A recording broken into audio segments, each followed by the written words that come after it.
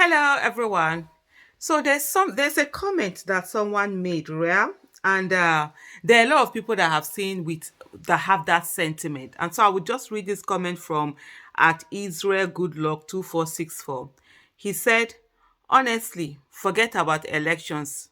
Nigeria better split up for each region to develop if a revolutionary coup isn't possible." So this is a sentiment that a lot of people, quite a number of people have. And the question I always ask is, how is it going to split up if not through election? So the thing is that, first of all, the conversation about Nigeria splitting up has to come from the constitution. Remember that the constitution says that Nigeria is one indivisible, indissoluble entity and all of that. So what that means that it cannot be separated, it cannot be divided, it cannot be whatever. So if you're going to change that, right, is the politicians that are still going to go back and ensure that a referendum is allowed so that every region, for example, we have 6 regions in Nigeria, right? The Northeast region, the Northwest region, the South region, the Southeast region, the Southwest region, the North Central region. So those are the 6 regions that we have in Nigeria. So that every region will from time to time come together through also their elected officials, their state houses of assembly members, right? That will now say, okay, do they want to do a referendum or not? And then they can vote within that region whether they want to stay on tonight with Nigeria or not. We don't have that yet in our constitution. And this is a part that a lot of people forget. We don't have that yet. Otherwise, if you say one part is going to say, oh, we are going to secede, and what that means, yeah, is that the word? Is that secede or cede away? Anyways, English is not my language. So if you're going to have that part where one party say, okay, we're going to pull out, we're no longer going to be part of this union, right? Then there's going to be war. And you're going to have a war and it's going to drag, it's going to be all sorts of things. So which region is that? There's no region that is armed. The federal government is the one that controls this thing. And if you now want to go through part, it's going to be very bloody. Who is even going to lead the conversation, first of all? Because the politicians that we have right now, they are all from all the region. They are all enjoying the bad governance, right from local government, states, to the federal government. All of them are enjoying the corruption, the corrupt leadership that we have, doing anyhow, not giving good governance, and so who is the person that's going to make that call? And then it to be too, is that what you want it to be too? If you say a bloody revolution is not possible, and then war, what's the difference? Lives are going to be lost and all of that. But so one of the things I always say to people, even if you want Nigeria to separate, so I see a lot of people who are like, oh, they want to do Dua, some people want Biafra, some people want Ariwa, some people want Middle Belt, some people want South, whatever. I'm like, fine, cool.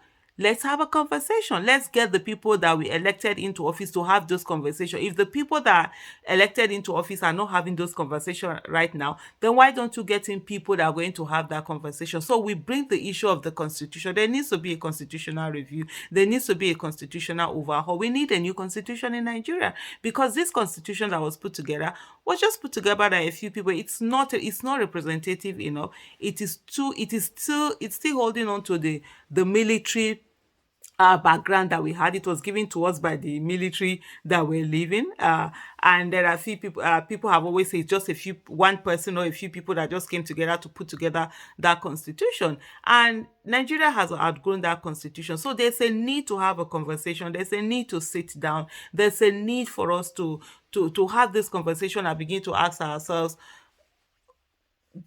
do we want to remain together? Do we want to continue to be a country? And if we want to remain together, can we do things where we are developing instead of doing things where we are not developing, where we are sort of like hurtling backward? And so these are conversations that must happen. When people talk about, oh, leave politics, don't do election. No, that's not the way. Yes, we have people who are corrupt, who have sort of like hijacked the nation and sort of like have everything in their grip.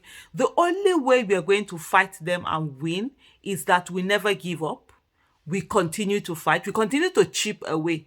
Little as we can continue to chip away. There are a lot of elections that are ongoing, by election, people running for House of Representatives, people running for different seats and all of that. Yes, so let's begin to ensure that people with competence, character, capacity get into office. People who are going to have the conversation that we, the people, want to be had. Let them be the ones that are voted into office. And little by little, we're going to begin to eliminate more of the corrupt politicians who are there and begin to put people, politicians in who know that they are there for the greater good and that they are not there for their selfish interest. So whether we like it or not, as of this time, politics is what we must focus on. We must continue to do it. All of that waiting for some revolution or so. The thing is, even if you do a revolution, let's even assume I'm never in support of a bloody revolution. No, I prefer bloodless revolution where we are changing system. And we started that 2022. We've seen this election where some people think that they are the ones that are wise about the political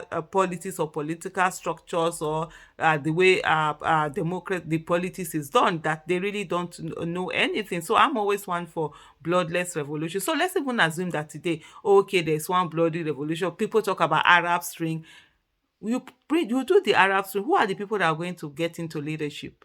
The same set of people, the ones that were waiting that didn't get in before, then they will continue and they will continue the madness.